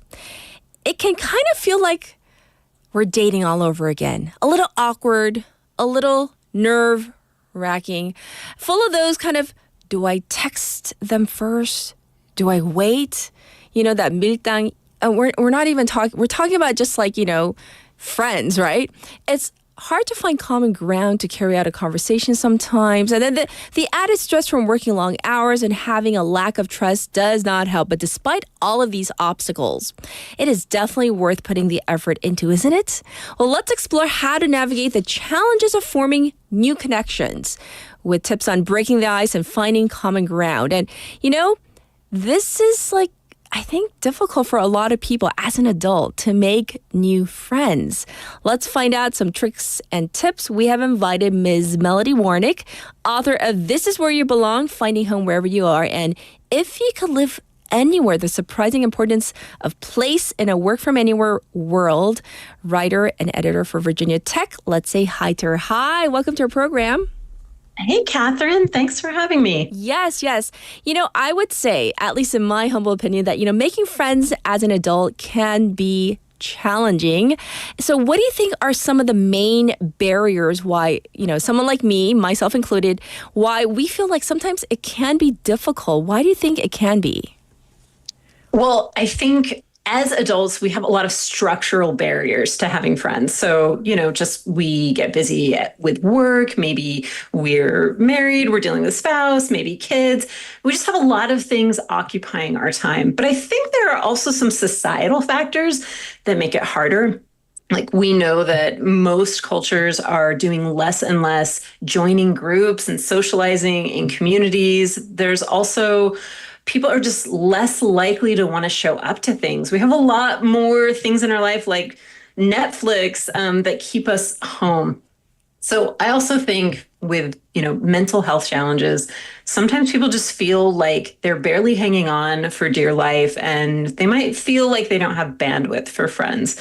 So I think all these things just make it hard to make room in your life for adult friendships sometimes. And so do you think that this might increase with age as we, navigate our 20s into 30s and 40s and beyond? Yeah, absolutely. I mean, think of what it's like when you're a kid or a teenager and your friends, that is the air you breathe, right? This is where you spend your time and energy. And then as you get a little older, you're in different life stages. We just don't prioritize friendships. But I think that it's something we should be thinking about more, how to make and keep friendships as adults, because there's a lot of research that show that having healthy platonic friendships as adults is really great for our well-being. It protects against anxiety and depression.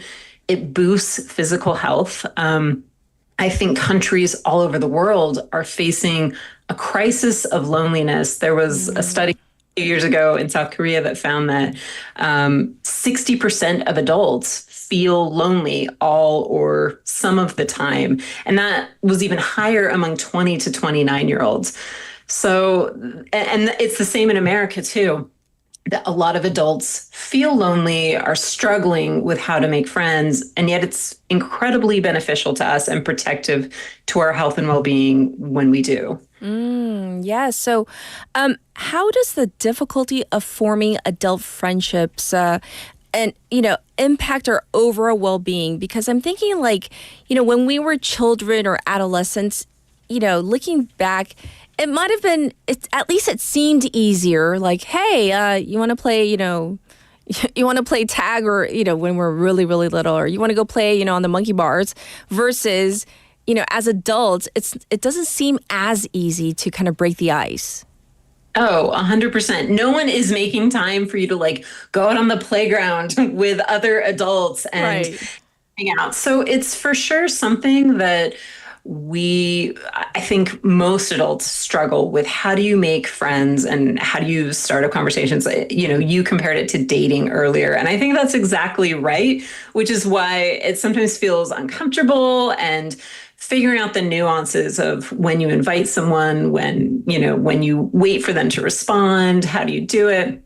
So there's a lot to figure out as adults. It definitely was easier as kids. And yet it's important to also remember that in the same way that your friendships were really valuable and really central to your identity when you were younger, they can still and probably should still have that same relevance when you're older. I see.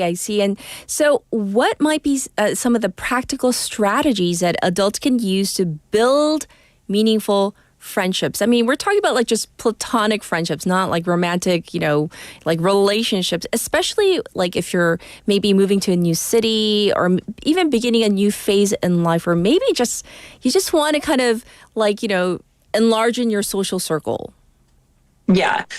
I mean, some of the advice sounds like dating advice. I would say number one, show up to things. I said that culturally, a lot of people are moving away from joining groups. But if you can figure out where in your new community, or, like you said, if you just want to enlarge your social circle, figure out where you can do things that interest you, like go to a concert or a lecture or join an exercise class. I have an adult daughter, and her main source of friendships has been the rock climbing gym. She's really into it. And so she knows that if she goes there, she's going to meet other like-minded people who are into the same thing she is. Joining groups. Most cities have groups for young professionals or newcomers, church groups, meetups, things like that. Mm-hmm. I had a friend here in my town who, when she was a newcomer, she set a rule for herself that she would always say yes. If someone invited her to do something, she was there. And I think that's kind of a good standard. I feel like probably most of us have more opportunities to connect socially than we end up taking, because you're exhausted at the end of the day, or it feels like a lot of work to go out to the bar or the restaurant or whatever. But if we're in that place where we want to expand our social network, we just kind of have to start agreeing and being proactive too, extending invitations, inviting new people to, go to a restaurant with you. It is like dating, and we hate that it's like dating. You may be rejected sometimes, but I think it's okay. That's just kind of the process of getting people that you want to be friends with. The thing is that, in terms of these social media or online communities, they are, of course, very, very popular these days for meeting new people. But do you think that they actually help or hinder the process of forming genuine, lasting friendships? What do you think? I think social media can get a bad rap because we think, people are they're only socializing online. And there is some truth to that. I think we can use social media as a tool. We can use things like Instagram or Facebook or Marco Polo or whatever to stay connected with friends who live in other locations and sort of nurture those relationships. I also think that you can use it kind of as a staging ground for in real life friendships to set the time you're going to meet up. Or another great way to make friends when, say, you're new in a new place or something like that is to use social media to ask for introductions or connections to friends of friends. Chances are good that if you're moving to a new town, you know someone who knows someone there. So I think the challenge is when we limit our interactions to online and we use them to replace in real life relationships. I think research shows that those in-person friendships give us a boost of well-being that online relationships can't match. But we can use social media as sort of a catapult into real world friendships. Right. We have a message from one of our waivers, 8225 waiver, who says, when I was younger, I didn't realize this, but as I've gotten older, and it seems like it's much more difficult to make new adult friends. And so, is it because of my age that I feel like this? Or is it just, is it inevitable as I'm aging that it's more difficult to link up and to meet up with people and to reach out and form these kind of relationship bonds is the question that is posed right now. So that might kind of go back to what you've been saying, but is it kind of a natural thing as we get older, we become like a little bit more protective of ourselves and maybe we're kind of weary about some, weird people out there or maybe even dangerous people out there that we're more protective of ourselves? Yeah, I do think so. I think part of it is just a life stage thing that have a really limited time. You're going to protect that time. And, I think a lot of people just feel like I don't have bandwidth to bring in new people into my social circle. But I think that there are ways around that as we get older, we can kind of be conscious of the fact that this sort of happens, that we tend to drift away from old friendships. We tend to be a little more slow to find new friends.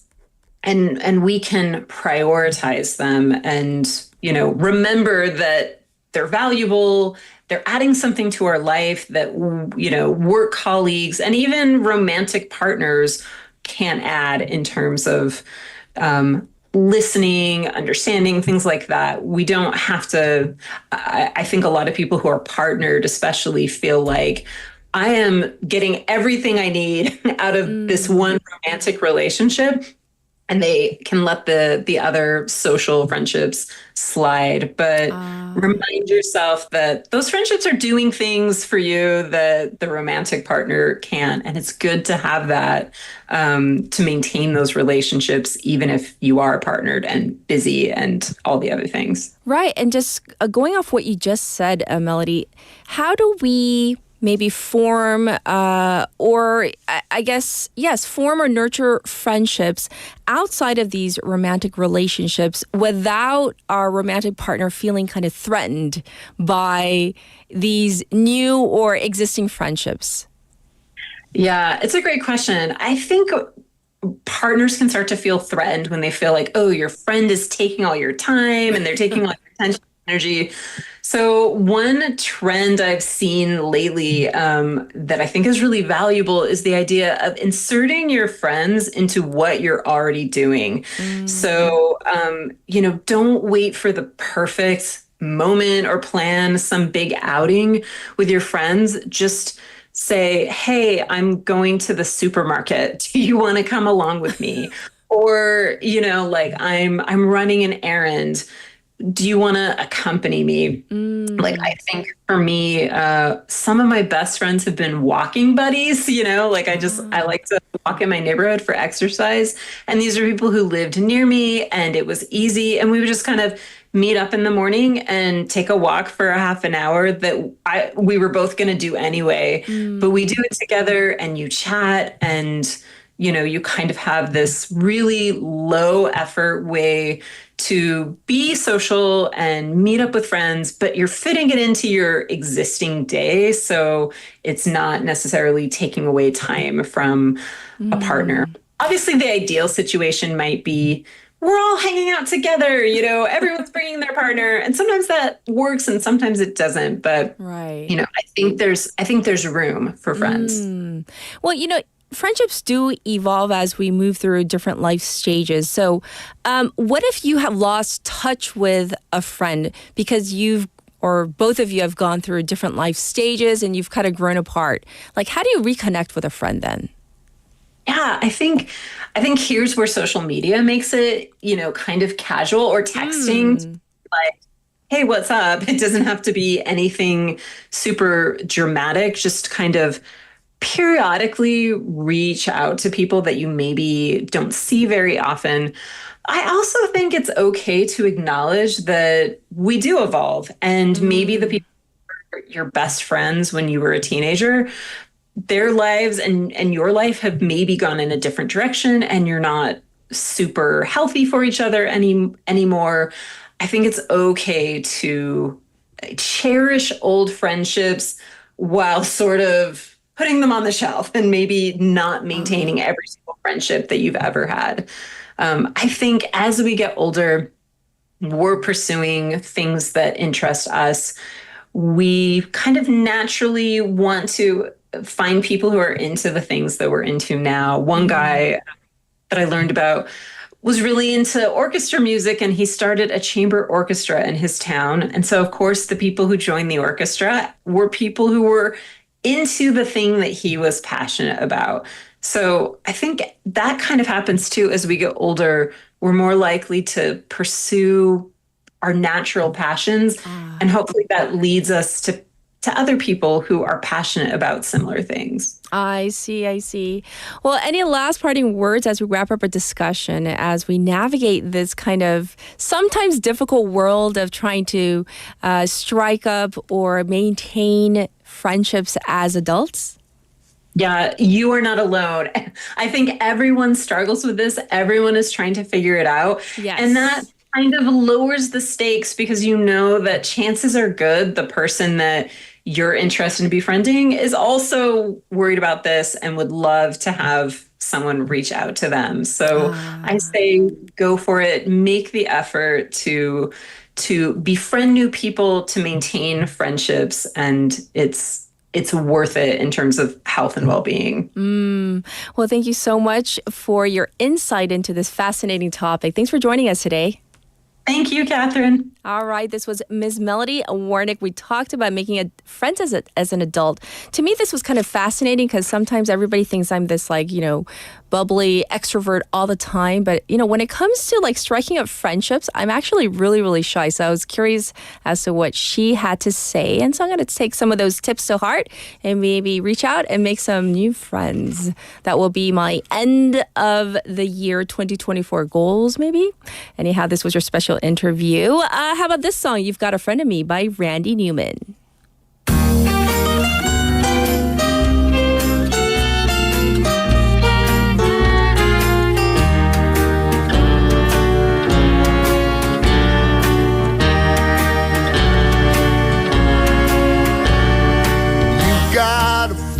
In me.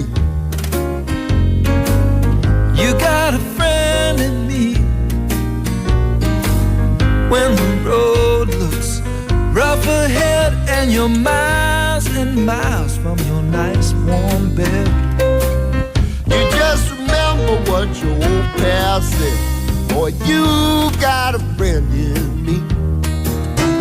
Yeah, you've got a friend in me.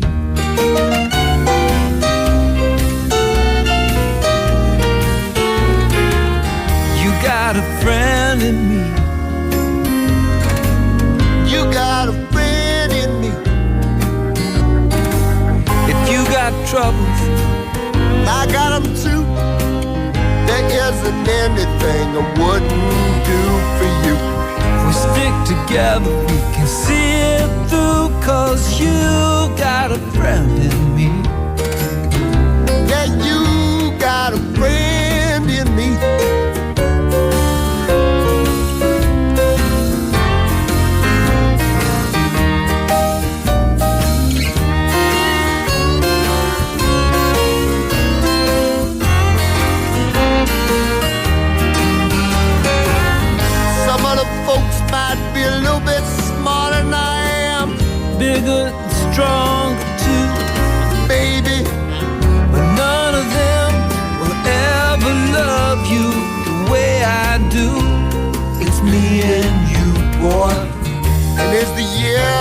goodbye. Our friendship will never die. You're gonna see it's our destiny. You got a friend in me. You got a friend in me. Yeah, you got a friend in me.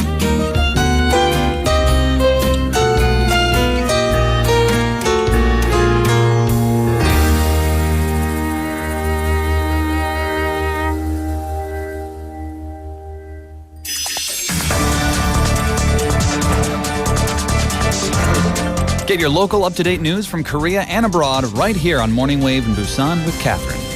Stay tuned.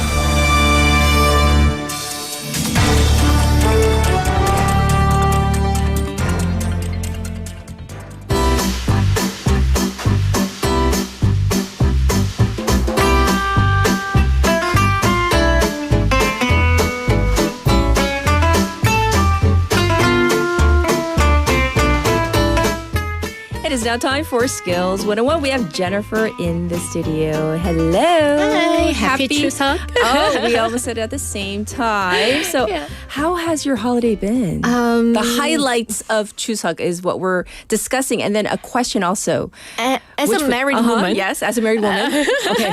Oh, 털어놓을 게 많아. Jennifer, what is it? I think like one or two, well, this including the weekend, we have like 5 days of holiday, right? It's far too long. Are you talking about as a daughter-in-law? Oh, yeah. Oh, too long. Too long. Yeah. Because I feel like obliged to sit there at my in-laws' house, like spend time there from early in the morning to the evening. Did you do a lot of the 전? Oh, luckily, none of that. Yeah, no, okay. we stopped doing that. So, thank goodness. Yes. Yeah, of course, it's nice to catch up with family members, but it's still too long. Yeah, feels like duty. Yeah. So now, which would you rather have one more day with just your immediate family? Not including your in-laws, just your family, or go back to work? Well, that's a dilemma. Sorry, mom and dad, but I would rather go back to work. So tell me. I love my family. I love my parents, but it's just like spending time for a few hours. That's enough at a time. Yeah. Yeah. Am I really the bad one? Am I the only one? I was scrolling through the waivers because I'm like, okay, is my family I don't see any of my family members in here. I mean, I'm I'm so glad to be back at work. I am. You know, I was so surprised to find out that so many listeners are up early and listening to the radio. As soon as 7 o'clock, the ding, and people were entering and they were like, it's live today. Like, we were on the radio Monday and Tuesday, but it was not broadcast on NoTube. But yeah, we're back. Yes. Maybe all of our listeners had enough time with their family members and now they are ready for something else. Yes, maybe they're ready for Skills 101. Yeah. What do you have for us? You may remember last week we talked about some psychological traps to be aware of, right? Yes. So today I thought we should continue with a few more psychological traps that we didn't get to cover last week. What are we talking about? I mean, because last week we learned a lot about these traps, right? That can influence our everyday decisions, right? To recap. They're very subtle, but these psychological traps can impact how we think and how we make decisions. So, like, we need to be aware of these to make more informed decisions. Yes. Yeah. So let's start with chauffeur knowledge. Oh. This is when you believe someone just because they act smart, even though they are not really actually knowledgeable. It's like when someone parrots information without truly understanding it, and you are impressed. You know? The best way to avoid this trap is to ask deeper questions and seek real expertise rather than being swayed by someone's appearance or confidence. Yes. So chauffeur knowledge. So that's one. Yeah. Definitely, I think some people are maybe guilty of this. Yeah, impressed by the look. Right. And like, kind of like having shallow knowledge of something. Yeah. But like kind of portraying it like they have deep knowledge of it, right? We've all been there, right? Yes. All right. So what else? Okay, next up is the curse of specificity. Oh, what's this? This happens when we give unnecessary importance to irrelevant details. Oh. For example, if someone tells you that a product is 98% effective, but they don't mention that the 2% failure rate, that it's significant. You might focus too much on the impressive sounding 98% and overlook other important factors. So imagine you're buying a laptop. Yes. The salesperson tells you how great it is, how great the screen and battery life is, but forgets to mention it. It overheats quickly, for example. That's so important. Right. Yeah. And you get so caught up in the impressive details that you overlook the bigger issue, which is like the overheating battery. It's a big detail, right? The solution is to step back and look at the bigger picture. Sure. Not just the fancy sounding details. Ah, I see. Well, that's definitely a good one. Sometimes we really do get, hung up on the details that don't matter, right? So what other traps do you have for us today? Let's talk about the halo effect. Oh. This is when your impression of someone in one area affects your judgment in other areas. Oh. For instance, if you think somebody is very smart in computing, then you assume they are also smart in other areas, right? Even though the two traits aren't necessarily connected. I see. Just because somebody is good at computing doesn't mean he's good at cooking, Right. The solution here is to evaluate each trait or skill independently to avoid biased judgments. I think that's quite common though.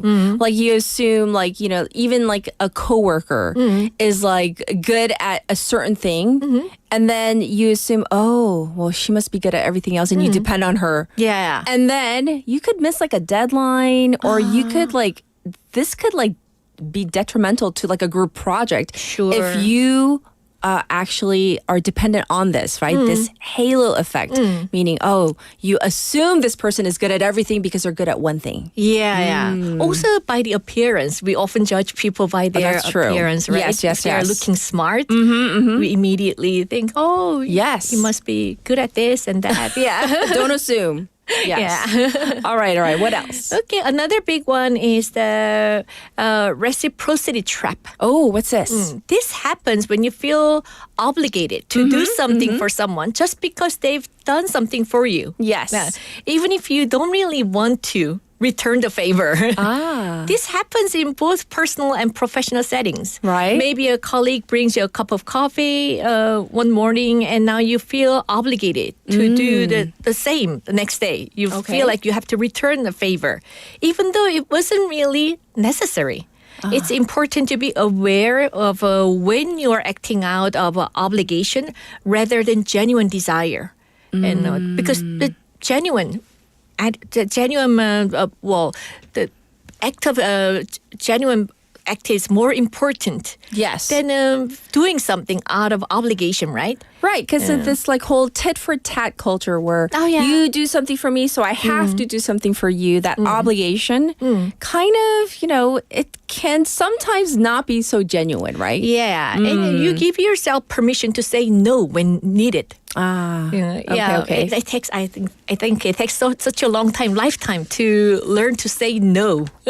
Sometimes that's a tough one. I think, especially in Korean culture, right? Yeah. Because there's always this kind of reciprocity trap that's kind of there without saying, oh, he did this for me, so I got to do that for him. Yeah, exactly. Right. It's kind of expected and of ourselves, right? So then that the other person feels that he has to return the favor again, and then you go back and forth, and it's never ending.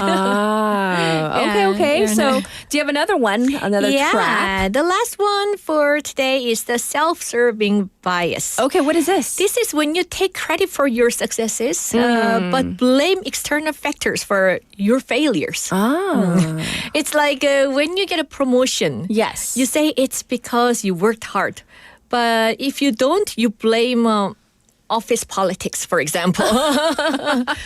Because 과장님 doesn't like me, or Yes, because it's kind of serves your agenda to say, oh, I got passed over because such and such, right? Exactly. Yeah.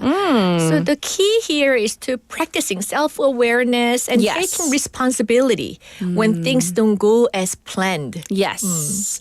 Well, oh my goodness, we went through so many of these traps, and I certainly hope that this will make us better decision makers when it comes to not just work, but just with relationships in general, right? Yeah, I hope our listeners feel more prepared to recognize these traps in the future and make more mindful choices. Well, I'm certain that you helped our waivers out there. So thank you so much, Jennifer. Thank you. And enjoy the rest of your Chuseok. Yeah, we have one more remaining day. Yes, until it's back to the grind. So, yes. Well, we'll check in with you next week for sure. Enjoy. Bye-bye. All right. Everybody, this was Jennifer with Skills 101. It is time to wrap up today. And by the way, thank you so much for tuning in, for checking in with us. I know many of you were kind of wondering, are they going to be on the NudTube channel? Yes, we are back. We'll be back tomorrow as well.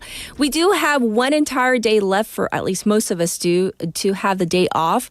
And whether you are driving back home or enjoying the day off, just having a leisure day off, I wish you the best. And it's going to be another hot one. And exercise a lot of patience, especially if you're out on the roads. Be safe, everyone, and join us again tomorrow. Bye, everybody. Final song, You Are Not Alone by Michael Jackson. Have a good one. Happy Chuseok. Another day is gone. I'm still all alone. How could this be? You're not here with me. You never said goodbye. Someone tell me why did you have to go and leave my world so cold? Every day I sit and ask myself, how did I slip away? Something whispers in my ear and says that you are not alone. But I am here with you. Though you're far away, I am here to stay. But you're not alone. But I am here with you. Though we're far apart, you're always in my heart. But you're not alone.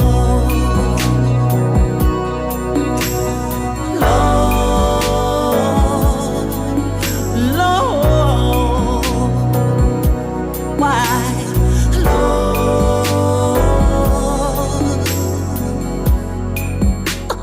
Just the other night